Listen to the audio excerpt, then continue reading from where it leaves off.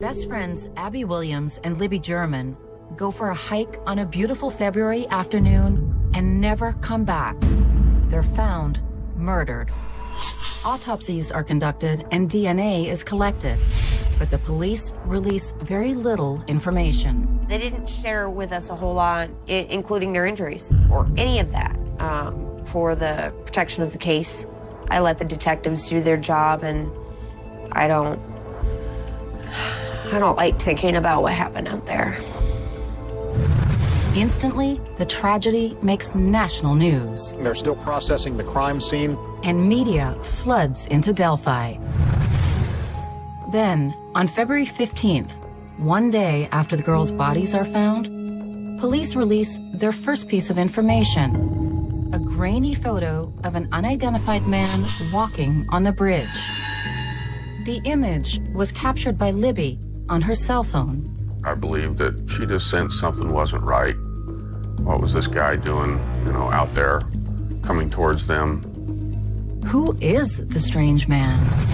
The image is taken from the far end of the railroad bridge, and the man is about 40 feet away.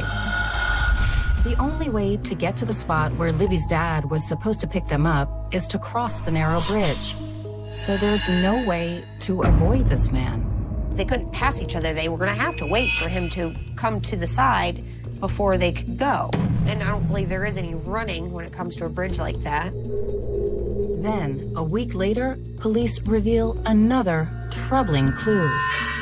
It's an eerie, muffled audio recording of a man's voice delivering a 3-word command.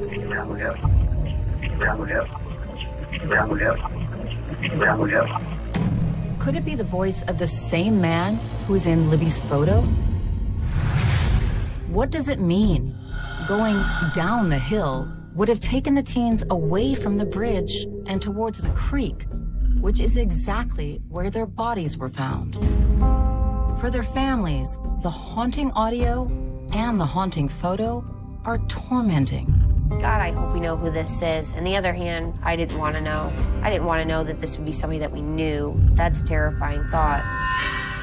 The photo and recording are crucial evidence captured by a quick-thinking and extremely brave 14-year-old girl.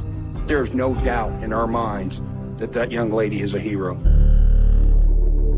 What she did is miraculous because that's the only way that we even knew, outside of finding them deceased, that there was somebody out there or what they might have looked like. But the identity of the strange man remains a mystery. And after a month goes by, Libby's heartbroken grandfather speaks publicly for the first time. I imagine there was probably an opportunity for one or both to separate and try to make a break different ways. But those girls loved each other. They were good friends. Neither one of them left each other's side. Both those girls are heroes in my book. He pleads for anyone who knows something to come forward. We really need the help. One small tip, as insignificant as it may seem, may be the one that they need to tie this thing up and get it done.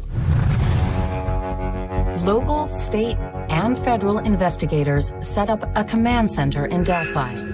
They are desperate to find the mystery man, and they alert the public what to look out for. Did this individual travel unexpectedly? Did they change their appearance? Did they shave their beard, cut their hair?